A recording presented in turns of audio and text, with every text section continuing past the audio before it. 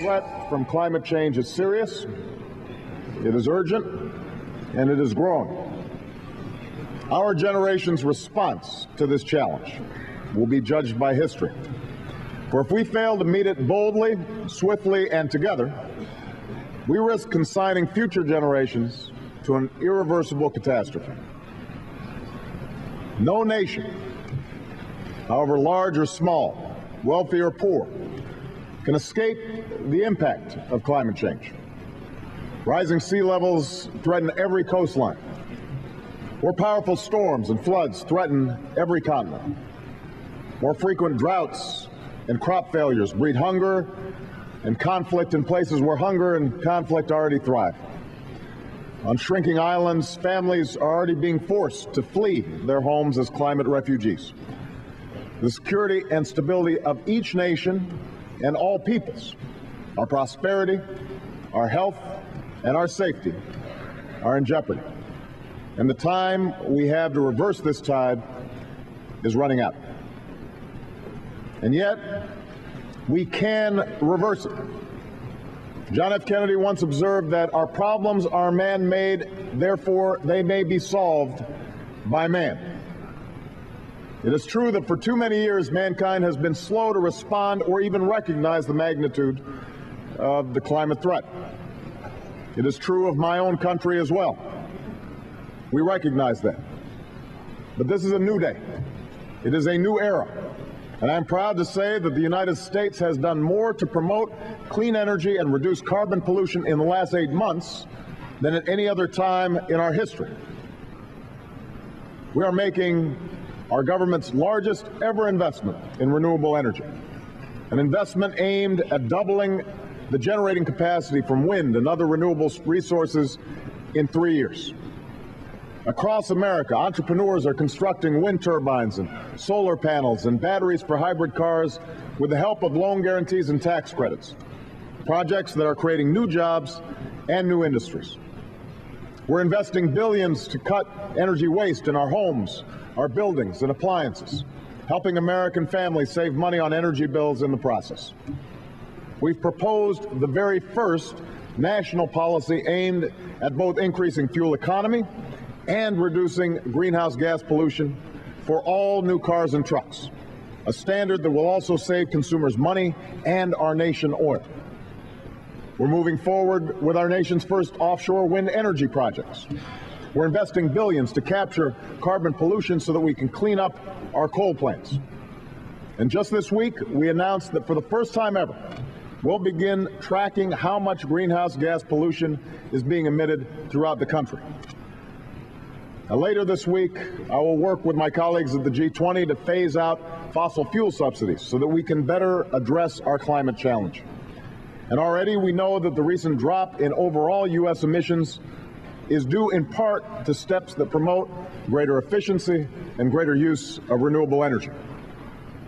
Most importantly, the House of Representatives passed an energy and climate bill in June that would finally make clean energy the profitable kind of energy for American businesses and dramatically reduce greenhouse gas emissions. One committee has already acted on this bill in the Senate, and I look forward to engaging with others as we move forward. Because no one nation can meet this challenge alone, the United States has also engaged more allies and partners in finding a solution than ever before. In April, we convened the first of what have now been 6 meetings of the Major Economies Forum on Energy and Climate here in the United States. In Trinidad, I proposed an energy and climate partnership for the Americas. We've worked through the World Bank to promote renewable energy projects and technologies in the developing world. And we have put climate at the top of our diplomatic agenda when it comes to our relationships with countries as varied as China and Brazil, India and Mexico, from the continent of Africa to the continent of Europe. Taken together, these steps represent a historic recognition on behalf of the American people and their government. We understand the gravity of the climate threat. We are determined to act, and we will meet our responsibility to future generations. But though many of our nations have taken bold action and share in this determination, We did not come here to celebrate progress today. We came because there's so much more progress to be made. We came because there's so much more work to be done. It is work that will not be easy. As we head towards Copenhagen, there should be no illusions that the hardest part of our journey is in front of us. We seek sweeping but necessary change in the midst of a global recession, where every nation's most immediate priority is reviving their economy and putting their people back to work. And so all of us will face doubts and difficulties in our own capitals as we try to reach a lasting solution to the climate challenge. But I'm here today to say that difficulty is no excuse for complacency. Unease is no excuse for inaction. And we must not allow the perfect to become the enemy of progress. Each of us must do what we can, when we can, to grow our economies without endangering our planet, and we must all do it together. We must seize the opportunity to make Copenhagen a significant step forward in the global fight against climate change. We also cannot allow the old divisions that have characterized the climate debate for so many years to block our progress. Yes, the developed nations that caused much of the damage to our climate over the last century still have a responsibility to lead, and that includes the United States.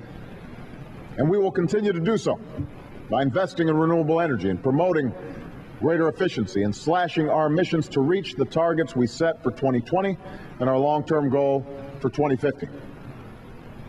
But those rapidly growing developing nations that will produce nearly all the growth in global carbon emissions in the decades ahead must do their part as well. Some of these nations have already made great strides with the development and deployment of clean energy.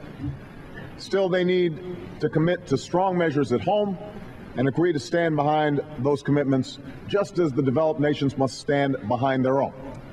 We cannot meet this challenge unless all the largest emitters of greenhouse gas pollution act together. There's no other way. We must also energize our efforts to put other developing nations, especially the poorest and most vulnerable, on a path to sustained growth. These nations do not have the same resources to combat climate change as countries like the United States or China do, but they have the most immediate stake in a solution. For these are the nations that are already living with the unfolding effects of a warming planet. Famine, drought, disappearing coastal villages, and the conflicts that arise from scarce resources. Their future is no longer a choice between a growing economy and a cleaner planet because their survival depends on both. It will do little good to alleviate poverty if you can no longer harvest your crops or find drinkable water. And that is why we have a responsibility to provide the financial and technical assistance needed to help these nations adapt to the impacts of climate change and pursue low-carbon development. What we are seeking, after all, is not simply an agreement to limit greenhouse gas emissions. We seek an agreement that will allow all nations to grow and raise living standards without endangering the planet. By developing and disseminating clean technology and sharing our know-how, we can help developing nations leapfrog dirty energy technologies and reduce dangerous emissions. Mr. Secretary, as we meet here today, the good news is that after too many years of inaction and denial, there's finally widespread recognition of the urgency of the challenge before us. We know what needs to be done. We know that our planet's future depends on a global commitment to permanently reduce greenhouse gas pollution. We know that if we put the right rules and incentives in place, we will unleash the creative power of our best scientists and engineers and entrepreneurs to build a better world.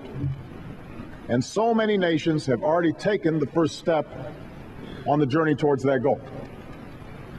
But the journey is long, and the journey is hard, and we don't have much time left to make that journey.